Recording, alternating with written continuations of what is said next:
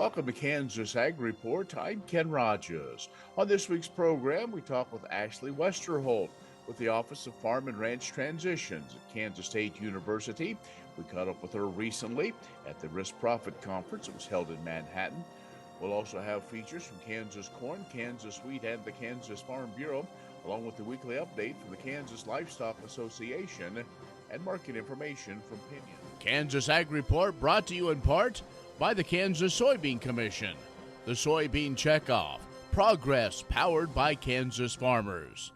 Kansas Farm Bureau, a grassroots ag organization representing the state's farm and ranch families since 1919, kfb.org. And the Kansas Wheat Commission, lending in the adoption of profitable innovations from wheat, online at kswheat.com.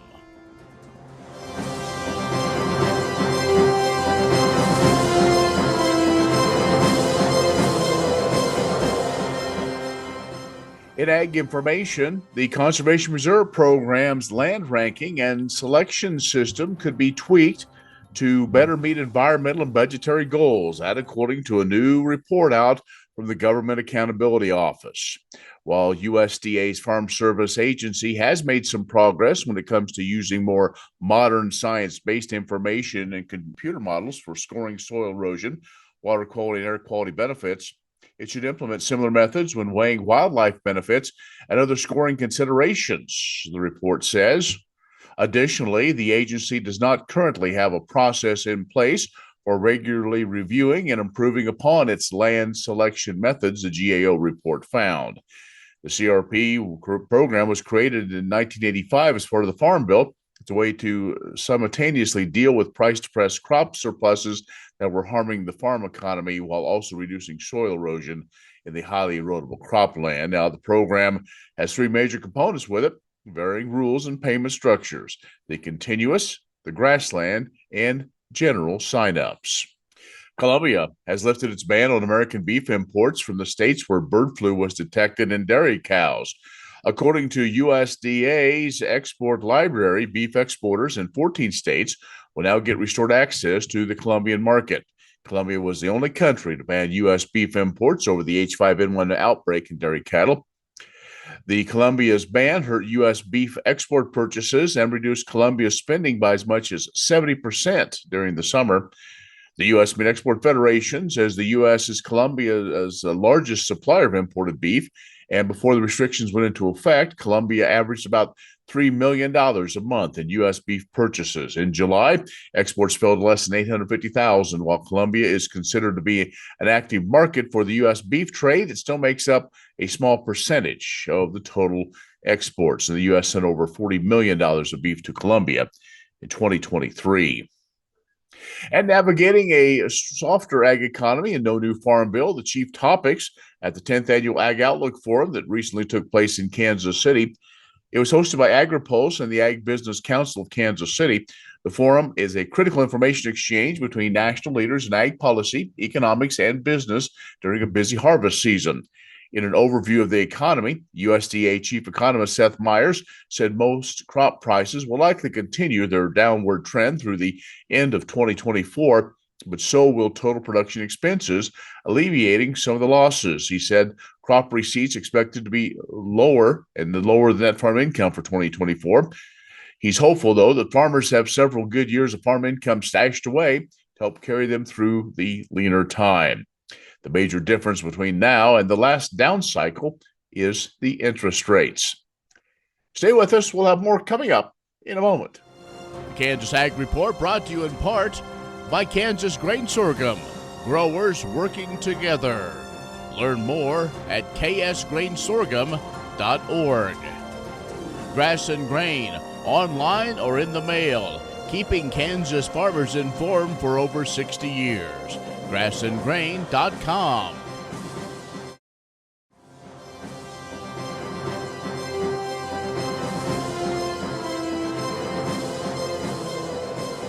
Joining us now is Ashley Westerhold, and we're going to talk about transition planning as well as the Kansition program. I think we've done this now the last couple 3 years at the Risk Profit Conference where we're at. So give us an update on transitions. Yeah, so this past year it's been very busy, working with a lot of farm families across the state of Kansas. This year we actually added a workshop or a conference this year. It was called the Kansas Landowners Conference. And so we are trying to provide a breadth of knowledge for people who are inheriting a farm that might not know how to manage a farm. And on the same coin, we actually had our Returning to the Farm course where we're teaching young kids who want to come back to the farm how to be that next manager and owner operator. So we've had really all types of new, exciting opportunities this year for people who are interested in our program. So let's go back a couple of years when this thing started. The position was created. You became the director. Is it where you thought it would be? Is it where you wanted it to be? Have there been some, oh, I didn't expect this to happen? I would say that it's taken on a different role, and that makes me very excited. So when I first accepted this job, I thought this Returning to the Farm course was going to be an extension workshop. Now we're getting recognition from the college about how this class is going and students. And the impact that it's having on those students returning to the farm is something that I didn't think would bring me as much joy as it does. And I'm very excited about that aspect of this job. I would say a lot of my role was managing the land link part of ag transitions at Kansas State University. And I think that's going slower than I would have hoped of getting people matched. But people are still having matches. We actually just matched someone that was up in Cloud County just a month ago. So a landowner has found a land seeker. They are going into a business agreement and a business contract right now. And hopefully that turns into a transition. So, yeah. So on the land link side, I would say it's been going slower, but other than that, my job is exactly what I wanted it to be, and I have been allowed to kind of expand the parts of the role that I'm in to follow what I'm passionate about, which is really helping those farm families transition to their next generation or the next generation they have chosen. All right. Ashley Westerhold, who heads up the transition program at Kansas State, is joining us. We're going to take a break, and she presented at the Risk Profit Conference about those transitions, maybe some of those questions to ask, those conversations to have. We'll talk about that when we return in just a moment. Kansas Ag Report brought to you in part by the Kansas Livestock Association, supporting members' business interests and meeting consumer demands. KLA.org. Oldie Seed Farms, carrying soil-specific seed. Find them on the web at oldieseed.com. That's OHLDE seed.com. And Kansas Corn, building the future at kansascorn.com.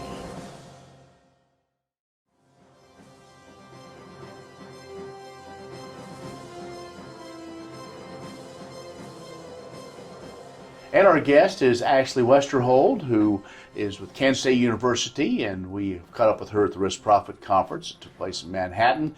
And so one of the things that you talked about, not only is the transition program, but also it was farming together, transition planning discussion. And so I would guess that there is, it's a discussion. It's not just one generation telling the next generation. And there's probably, is there a template that you have kind of created of some questions to ask? Yeah, so farming together, I think, is an important part of our topic.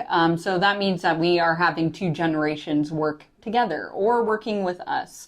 But farming together, really having that conversation. The first conversation that we really dove into in this topic is it financially feasible to farm together? So we've grown up farming. I've always been your sidekick. I've been on in the combine with you, driving grain truck, whatever that might be. But financially, can we swing it? And so the conversation that we had here in the discussion is, how are people being able to afford it? What is the net farm income that we like to see to be able to make that two generation on the farm work? And if it's not working, what are some ways that that younger generation can add value so that we can have both generations on the farm? So is that diversifying? Is that adding a new enterprise like direct to consumer beef? Or is that we're going to put up a little farm store or farm stand and actually do more direct to consumer and have dedicate 1 acre to gardening or something?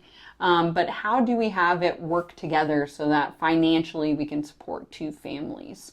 And that's a large part of our discussion.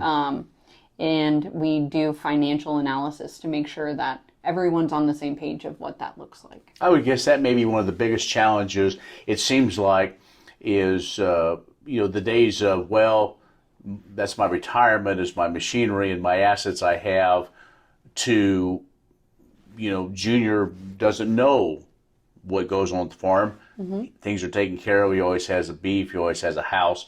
But to really break that down, and so as you had those discussions, are there some things that really jump out? Because I'm guessing once you do that, you really have to be just honest with the numbers, rather than sometimes we can maybe hide some numbers within equipment and hourly rates on things, but I would guess you really got to get to the bare bones. Yeah, so transparency is a key to success in transition planning. And when there's a lack of transparency, that usually means that someone is lacking something financially. And we need to uncover all of the skeletons that are maybe in the closet, because the quicker or the more we understand about the financial situation, the more we're willing to do transition planning, because we feel comfortable of saying, I can give up control because I'm set in retirement, or I understand where my retirement income is going to come from.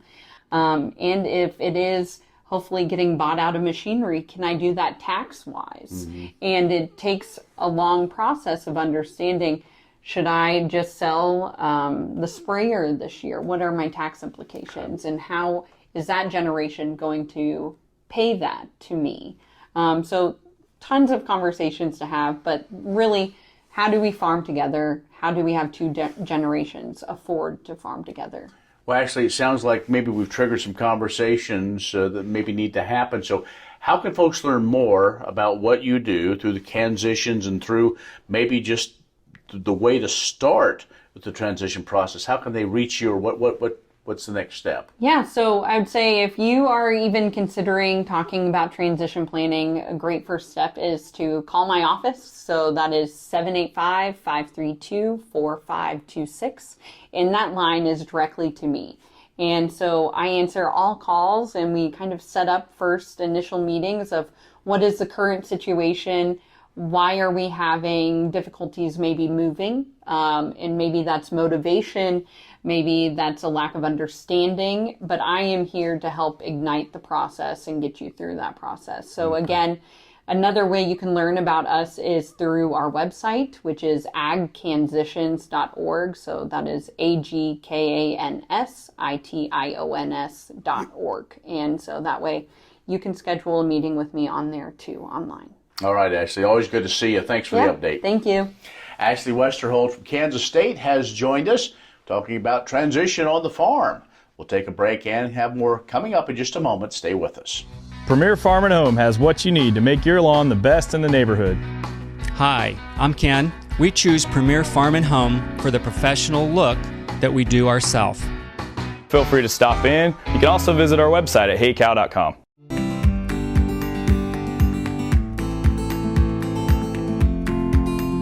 Leadership KFB is so unique in that it offers a combination of real-world leadership development opportunities, chances to meet other leaders in the agricultural industry, and classroom time and activities where you have a chance to develop your own unique leadership style. I'm a firm believer personally that leadership is a journey, not a destination, and I would strongly endorse Leadership KFB as the next step in anyone's personal leadership journey. For me, prior to the program, I wasn't very active in my county farm bureau, but now going forward, I want to become more active at both my county level and in the state level, wherever I can, to be a voice for Kansas agriculture. Leadership KFB, what an amazing adventure it's been this year. As someone who came into the class with hardly any agriculture background because I didn't grow up on the farm, Leadership KFB has taught me what it means to be a proud Kansan through asking hard questions, through having challenging conversations with our leaders in Topeka and DC, who work every day to advocate for our Kansas farmers and ranchers. Leadership KFB has helped me grow in my leadership journey, giving me the tools to better be able to tell my story. One thing that has stuck with me in traveling our great state is the various aspects of our agriculture industry, and that there are many ways to get the job done. There are many different ways of doing things, and especially with the labor challenges that there have been this year. I applied to be a part of Leadership KFB because I didn't grow up in agriculture, but I married into it. And not only have I deepened my understanding of what agriculture looks like in Kansas, but I've redefined my leadership abilities and seen firsthand the advocacy work that KFB does for us in Topeka and in DC, which is why I'm proud to be a participant of Class 9 of Leadership KFB and a member of Kansas Farm Bureau. Leadership KFB took us all over this state, meeting with great leaders in their own industries and communities that are doing great things. And it really opened my eyes to just how important good quality servant leadership truly is in our communities and in our organization. And if this is something that's important to you also, then Leadership KFB is your doorway to get started. My favorite part of Leadership Kansas Farm Bureau was getting to tour different parts of the state and visit diverse agricultural operations to see almost all levels of the agricultural supply chain. I particularly liked our time in Wichita, where we got to see how individuals who had a career in the aeronautics industry then applied their skills that they learned in that trade to create new innovations in technology for agriculture. Leadership KFB 2023 has been an incredible ride. I was seeking personal and professional growth, as well as a desire to increase my network with Kansas rural communities and Kansas agriculture. This program delivered on all three, and the bonus was 8 new best friends that I can call at any time to be a sounding board or just a think tank to help solve some of our rural Kansas community issues and be problem solvers. Thank you again, Kansas Farm Bureau. Imagine turning soybean oil, used cooking oils, and waste animal fats into fuel so amazing it drives U.S. jobs and our economy forward. Learn more about biodiesel at americasadvancedbiofuel.com.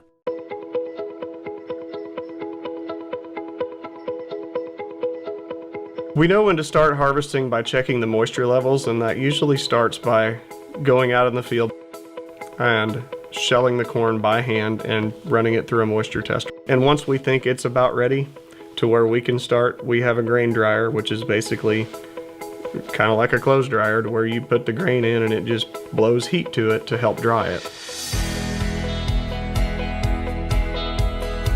A combine is a harvester. So the thing on the front you see is we call a header. That brings the corn in and it chops the stalk off. From there, it brings it into the center of the combine.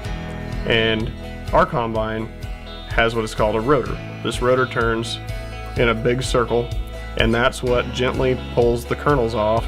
Kernels fall down into one auger to keep the good.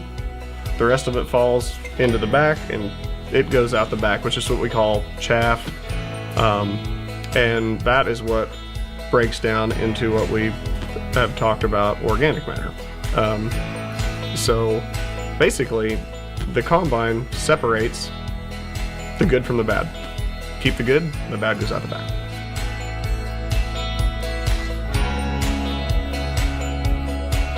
Well, the grain cart's main purpose is to keep the combine moving through the field. If we didn't have a grain cart, especially on our operation, we are so hilly and so many terraces that we have to drive around. If we didn't have a grain cart, the combine would have to drive all over the place to get back to a truck. The biggest thing for that is the trucks don't go through the field. You don't have compaction, and compaction is basically when you have weight on the dirt, it really hurts the ground. So the grain cart keeps the combine moving and it has less compaction on the ground.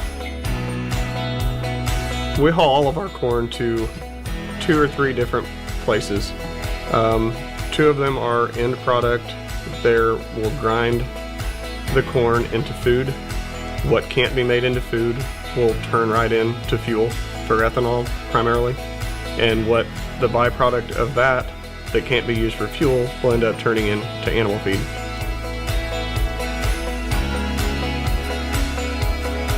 Sometimes there is exports involved to where it gets shipped by train to usually to the Gulf, and sometimes that goes overseas.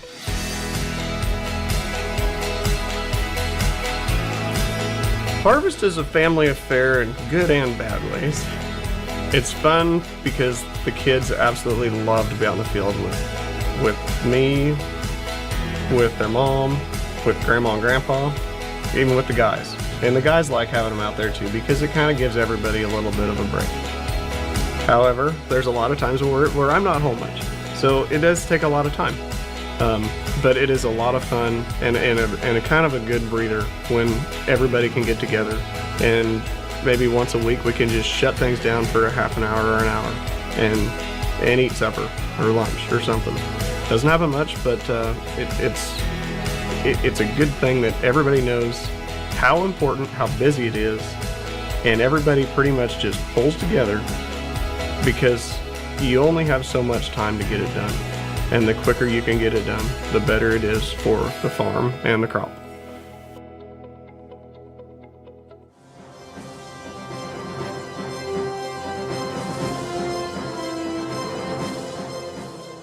South African milling companies know their wheat, both in terms of quality they need to produce the high-loaf pan bread their consumers eat and the price advantages and disadvantages of global wheat supplies. That means promoting U.S. wheat requires sharing information and demonstrating the advantages of U.S. marketing system, both goals of a South African trade team visit that traveled to the Sunflower State August 22nd through 24th, 2024. The team was organized by U.S. Wheat Associates, the industry's market development organization, and while on the state, they were guests of the Kansas Wheat Commission.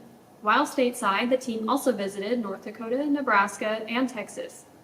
Trade team members represented one of the 4 major wheat milling companies in South Africa, Tiger Brands. While in Kansas, the trade team focused on learning more about the U.S. grain trade, global supply and demand, and estimates on price movements. Team members visited the Kansas Wheat Innovation Center, learned more about Kansas wheat production, and toured the state-of-the-art research facility. In Kansas City, the team met with the USDA Federal Grain Inspection Service and met with various grain traders and grain and wheat export companies to discuss market hindrances and opportunities. Dries Danhauser, the Commodities Procurement Director with Tiger Brands, said, "The tour at FGIS provided much comfort to us as importers of U.S. wheat in the sense that it assures us compliance to the agreed specifications of our import agreements. Learn more about U.S. Wheat Associates' mission to develop, maintain, and expand international markets to enhance the wheat's profitability for U.S. wheat producers and its value for their customers in more than 100 countries at uswheat.org. More farmers and ranchers than ever have chosen to be BQA certified.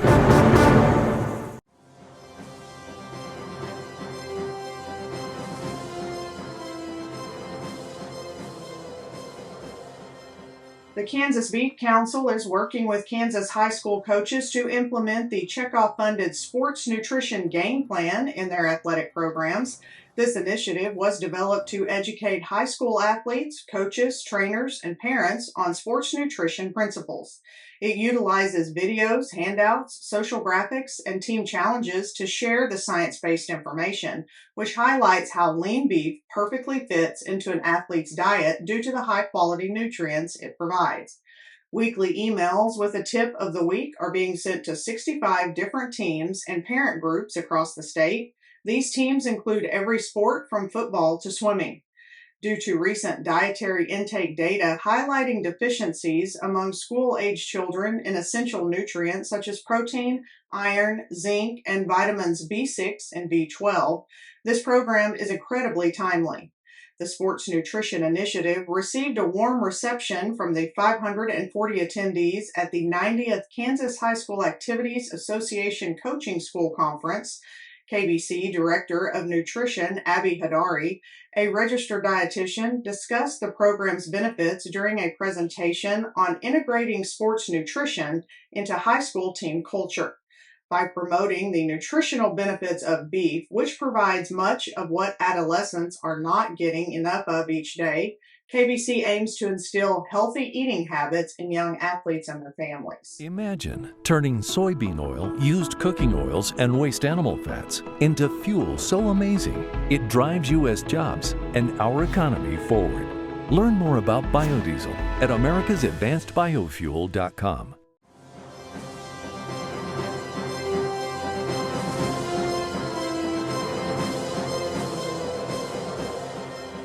Good morning. This is Jacob Herzog with Pinon Risk Management. Now harvest is fully underway, and I hear great yield numbers in general, which was anticipated, and it becomes harder and harder to bet against the national corn yield north of 183. Now beans have some small rough spots, but in general are yielding good as well. The most recent bullish story is China considering injecting stimulus into their top banks. Now this is on top of the previous China central bank interest rate cuts. Now, in theory, this should stimulate their economy and increase demand for agricultural products. This has prompted an increased short covering of positions in a general mood of just get out of the way, just in case. Bulls have also been talking up the dryness in Brazil, which their forecast for the next 2 weeks is well below normal, but rains are expected to come back into the forecast a little by mid-October and be somewhat normal by the end of October. Now, bear in mind that roughly 70% of Brazilian beans are planted between October 10 and November 25th. Low rainfall has also affected the river levels, halting some transportation between some areas of Mato Grosso to their key ports, although it is suspected that most of the grain from those areas has already been moved out. On the wheat front, Sovcon has said that winter wheat sowing rates in Russia have fallen to an 11-year low due to drought in key producing regions, clouding the outlook in general for the 2025 grain harvest.